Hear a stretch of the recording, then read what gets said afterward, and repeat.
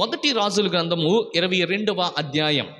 మొదటి రాజుల గ్రంథము 22వ అధ్యాయము 38వ వచనంలో ఒక చక్కటి మాట మనకు కనిపిస్తూ ఉంది. దయచేసి మీలో ఒకరు చదివి వినిపించాలని ప్రభువు పేరిట మనవి చేస్తున్నాను.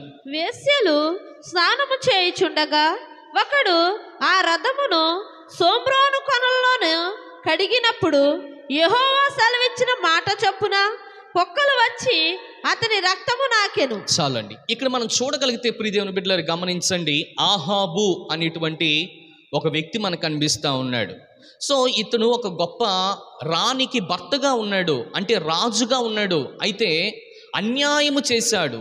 తన ప్రక్కనే ఉన్నటువంటి తోట ఉంది, తన యొక్క అంతఃపురానికి పక్కనే ఉన్నటువంటి తోట ఒక సామాన్యమైనటువంటి భక్తునిది, లేకపోతే ఒక సామాన్యమైనటువంటి ఒక వ్యక్తిది.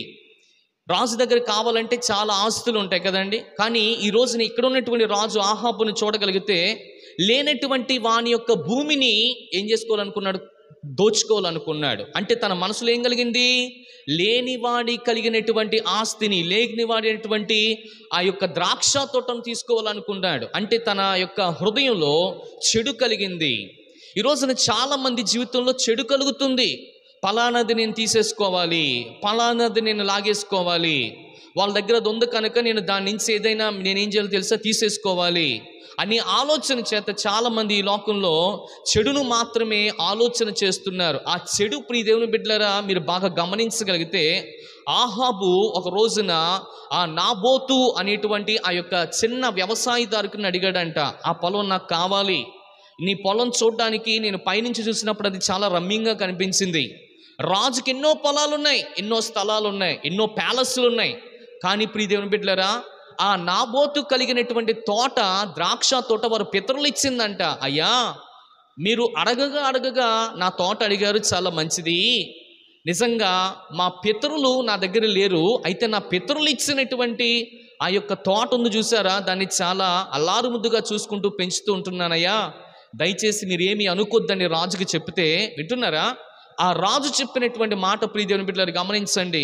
మనసులో కోపించి, మనసులో ఉద్రేకపూర్వకంగా, మనసులో అనేకమైనటువంటి విధాలైనటువంటి కక్షపుని ఒక దినాన్ని ఆ నాబోతుని ప్రియదేవుని బిడ్డలారు చంపించేశాడంట. దేనికో తెలుసా? ఒక ప్రత్యేకమైనటువంటి తోట కొరకు.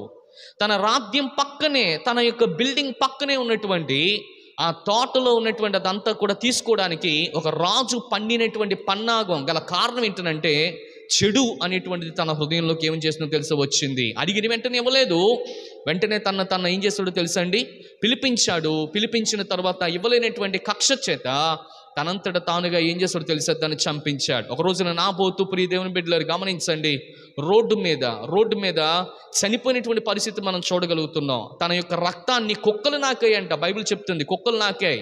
అయితే దేవుడు ఊరుకోలేదు. దేవుడు అన్యాయస్తుడు కాదు ప్రియదేవుని బిడ్డలారు. దేవుడు అన్నాడు, నువ్వు ఎవరికి ఏది తీర్పు తీరుస్తావో ఆ తీర్పు బట్టి మనకి కూడా అదే జరుగుతుంది. కనుక దేవుడు కూడా అదే చేశాడు. ఏ వ్యక్తి దగ్గర నుంచి అయితే ఆయన అన్యాయంగా చనిపోయి తన రక్తాన్ని కుక్కలు నాకాయో, ఇప్పుడు రాజు కూడా దేవుడు అదే శిక్ష వేశాడు. అతి త్వరలో నువ్వు చనిపోబోతున్నావు, నీవు కూడా అదే కుక్కల రక్తము ఏం చేస్తే తెలుసు, కుక్కలు కూడా తాగుతాయి అని దేవుడు అక్కడ ఒక ప్రవచనాత్మకమైనటువంటి మాటను చెప్పడం జరిగింది. కొన్ని దినాల తర్వాత ఆయన కూడా అలాగనే చనిపోయాడు. ఈ కారణాన్ని బట్టి మనకు అర్థమవుతున్నటువంటి విషయం ఏంటంటే, చెడు అనేటువంటిది చాలా మట్టికి మనల్ని నరకానికి తీసుకువెళ్ళిపోతుంది.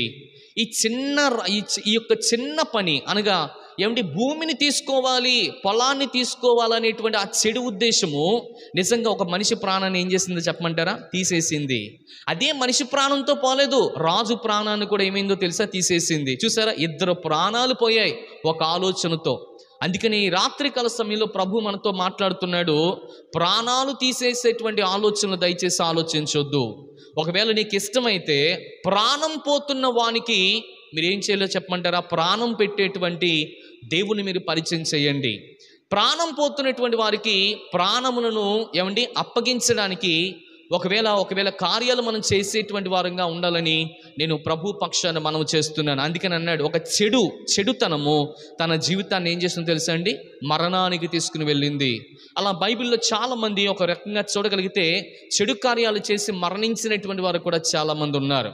పుణ్యకార్యాలు చేసి పరిశుద్ధమైన కార్యాలు చేసి పరలోకం వెళ్ళినటువంటి వారు కూడా ఉన్నారు. ఈ రోజున పుణ్యకార్యాలు చేసి పరిశుద్ధంగా జీవించి పరలోకానికి వెళ్దామా, లేకపోతే మనకు అవసరము లేనటువంటి ఆ యొక్క మాట, లేకపోతే అవసరం లేనటువంటి ఆ బాటలో చెడు మార్గంలోకి వెళ్తూ చెడును మాత్రమే ఆశ్రయిస్తూ మనదే కాని దానిని మనం పట్టుకుంటూ మనం కాని దాని వైపు మనం చూస్తూ దాన్ని ఆస్వాదిస్తూ అనుభవిస్తూ మనం కూడా నిత్య నరకానికి వెళ్ళిపోయేటువంటి నాశనమునకు నడిపించేటువంటి చెడుతనం వైపు మనం వెళ్దామా? దయచేసి మనల్ని మనం ప్రశ్నించుకోవాలని ప్రభు పేరిట మీకు మనవి చేస్తా ఉన్నాను.